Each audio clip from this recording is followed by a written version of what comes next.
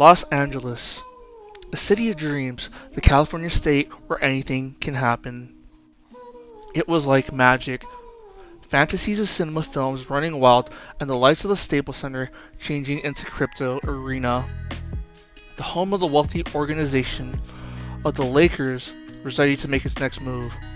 For what exactly? A matador from the heart of Slovenia for a Chicago kid who had starstruck injuries and couldn't even walk for the amount of dislocations he had.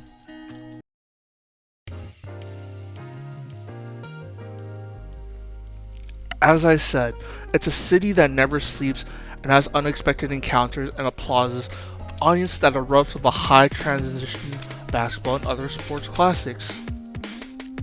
Learning the news in the 2024 season, what even led to this blockbuster deal? Dallas. Ruckus of the streets were about to rise. Laker households exchanging tweet after tweet that Luka has been traded to the Lakers. Why this? Why him? Why our future? Ask Nico, the mastermind behind the trade, giving and taking and sharing to the world. What once Dallas was to now a heated land of rebuild and grilled steaks. I've been a master my whole entire life since I've been a baby. This is the worst moment in the history of my life. This is ridiculous. This is crazy, man. We went to the NBA Finals. Why are we trading the best player, the franchise player? How are we trading the franchise player? We went to the NBA Finals. This fantasy is no longer a dream. It's a reality. To the NBA, to Lakerland, and to Dallas, Texas. Hell has been raised. It's colored with a red rag and a matador flashing a bull at massive speeds. The Absolute Cinema and its Rotten Tomato ratings were about to be stockpiled.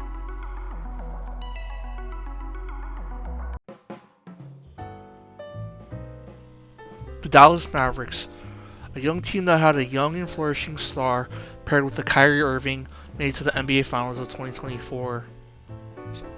Luka was the face of the franchise, a young 26-year-old with a bright smile and had the skill of pace and scoring.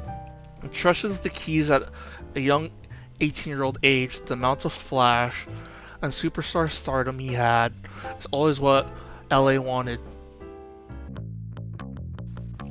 As in Los Angeles, the Lakers haven't had a championship since 2020 and were in the hunting for another Larry O'Brien.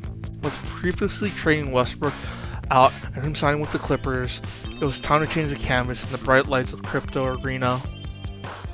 The acquisitions of D'Angelo Russell, DFS, and a guy named Shake Milton.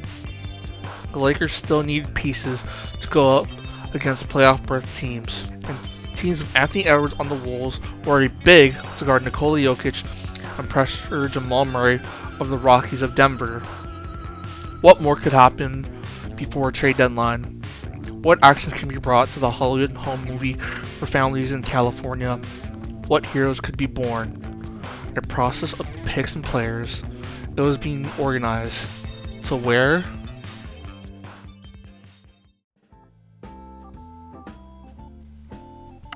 The jokes of Anthony Davis injuries, but the reality of him sitting out for half a season.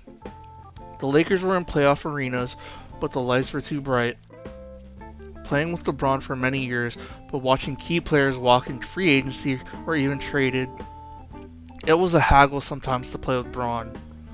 From tailbones to ankles and calves, hell, even some poked face injuries and the needs to wear goggles occurred for players. Mostly Anthony Davis.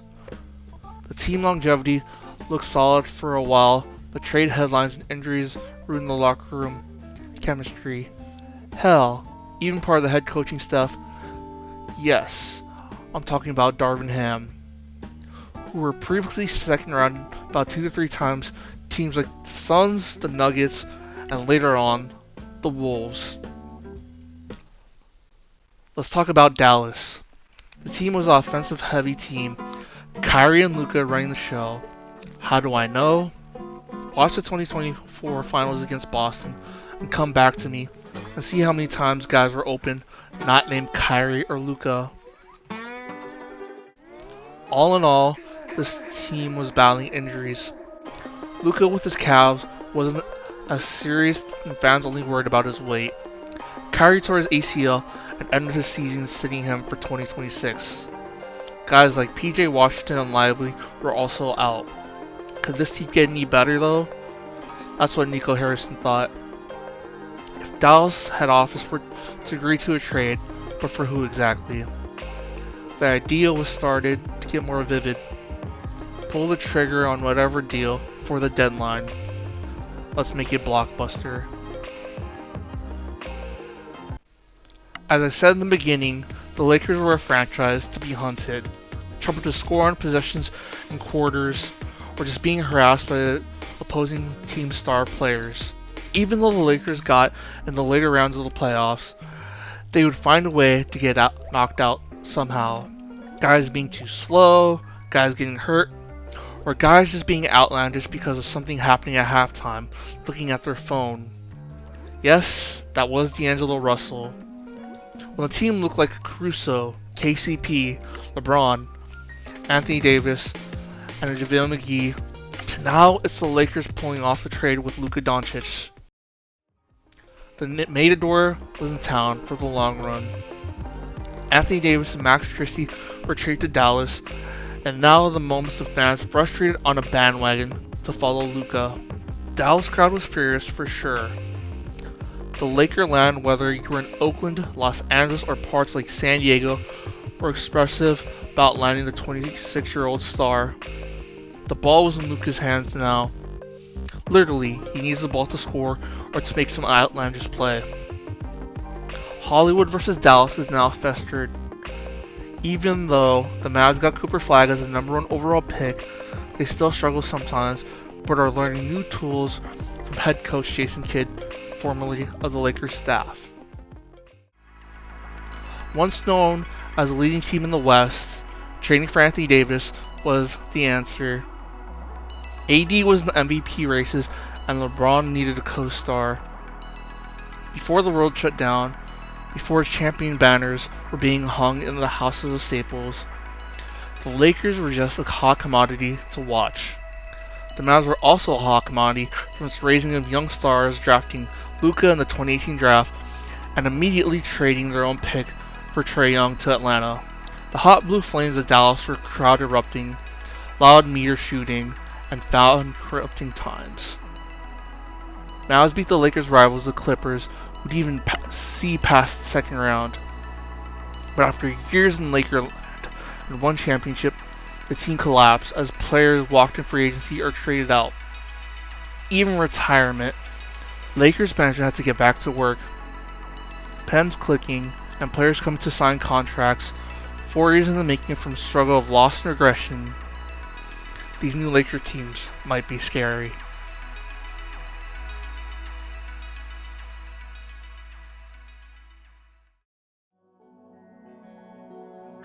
Back to the modern day, where Anthony Davis is traded to the Wizards for some picks for Chris Middleton. Cooper Flag is running the show for the Mavs, while in Los Angeles, Luka's 16 technical is being rescinded. Luka's still being that star, stacked piece, and AD, well, he's injured again, but now with his co-star being Trae Young on the Wizards.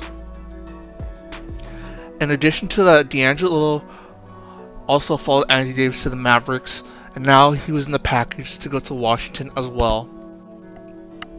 Let's talk about Davis's injuries.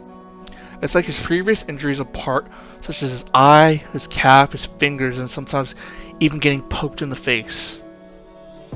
This is exactly why the Lakers didn't keep him. The blockbuster finesse made a year ago was worth it for LA, but not really the Mavs. At least, that was my opinion. Where does this lead us now? To current events. Pace and space is the game of the current day Lakers. High moving offenses and the switches on defense. Even we traded for some more guys like Luke Kennard and some pieces we got like Drew Timme. Whenever Lakers and Mavs play, it's like saying, that's what our team used to look like. Or even Anthony Davis isn't even here anymore. The California Dream was a true fantasy the fans didn't know could be possible or exist. Cooper Flagg is now the franchise player and the sweet surrounded houses of Texas Roadhouses. It's still one of the most blockbusting trades recorded to the NBA dates to this day in history. But how do we end this off? A small sign-off and remnants how this came to be? Was it promising? That's for you as a fan to answer.